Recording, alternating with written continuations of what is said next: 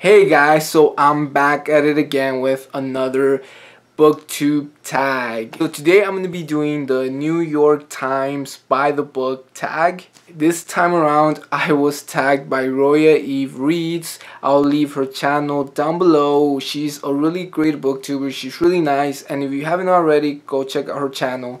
So let's jump right into the tag. Hopefully I don't act super cringy. The first question is, what book is currently on your nightstand? There's actually two books in my nightstand. The first is Stephen King's 11/22/63. I recently finished watching the miniseries on Hulu, which I really enjoyed. So I wanted to read the book. And then my next book or graphic novel is Batman Superman Volume 1. I've watched the Batman vs Superman movie and I really liked that, and I wanted to read more, I guess, Batman Superman comic books. And so yeah, I'm only like 5 pages in, so I really can't say much about it. Question number 2.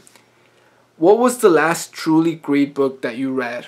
The last truly great book that I've read will have to be The Book Thief. This is just such an emotionally packed story. The characters are just so fantastic and they feel so real. And if you haven't read this, I really recommend it wholeheartedly. I can't talk today. Question number 3.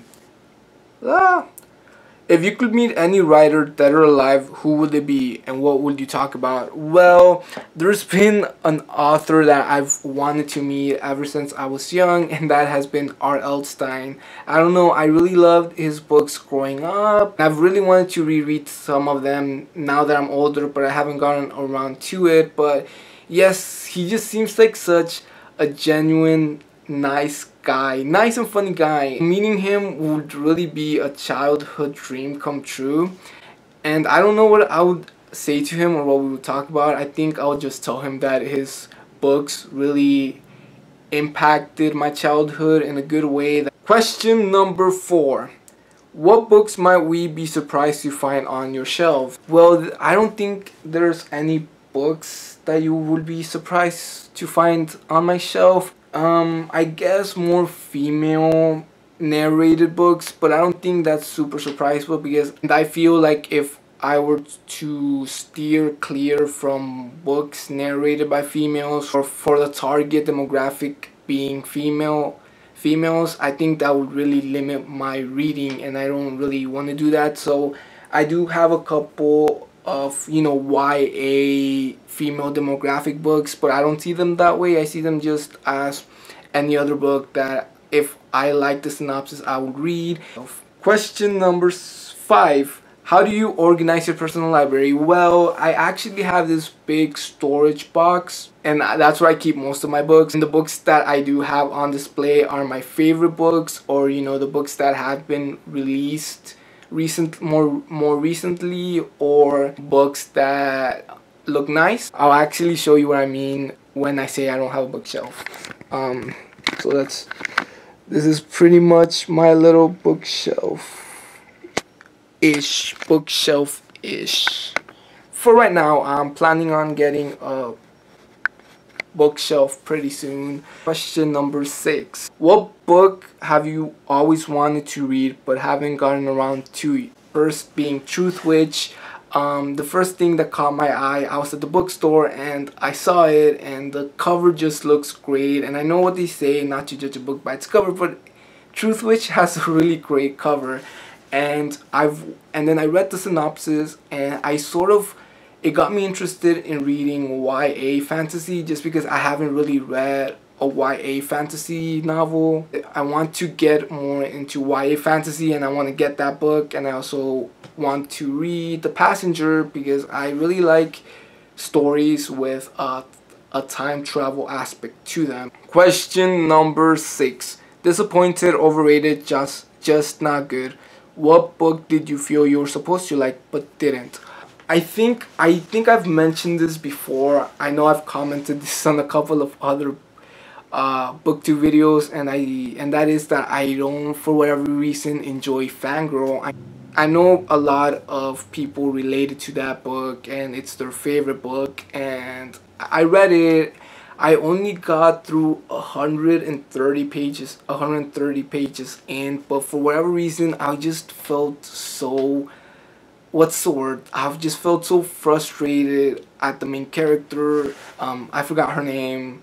Her inability to do things. I went through a similar situation where, you know, I went off to college and I stayed in the dorms. You know, everyone has to go through it eventually, but there's a point where she's in her dorm and she's just eating protein bars and basically starving herself, and I just wanted to be like, just go and make mistakes and learn from your mistakes. You do you. But yes, I was frustrated by the main character of Fangirl, and I didn't like it. I didn't really relate to it, but I can understand why people relate to it. Question number: what kinds of stories are you drawn to? I really like stories with sci-fi elements. I also really like suspense stories, thrillers.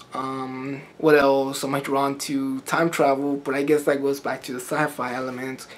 And I really like stories with a theme of war and the loss of innocence. I know I mentioned a lot of Hemingway and a lot of Animorphs in my channel. Animorphs being, I guess, not as good as an example as Hemingway, but you know, there's a lot of themes of loss of innocence and war in Animorphs. Okay, and then there's a second part to the question, which is any stories that you steer clear of. And I think the only stories I would steer clear from would be, I know there's this one story that I never read just because I didn't really like the subject, not that I didn't like the subject matter, but it was really heavy on subject matter, which was Ask Alice by Anonymous. Books with like drugs and a lot of violence just for the sake of there being violence. Question number 9.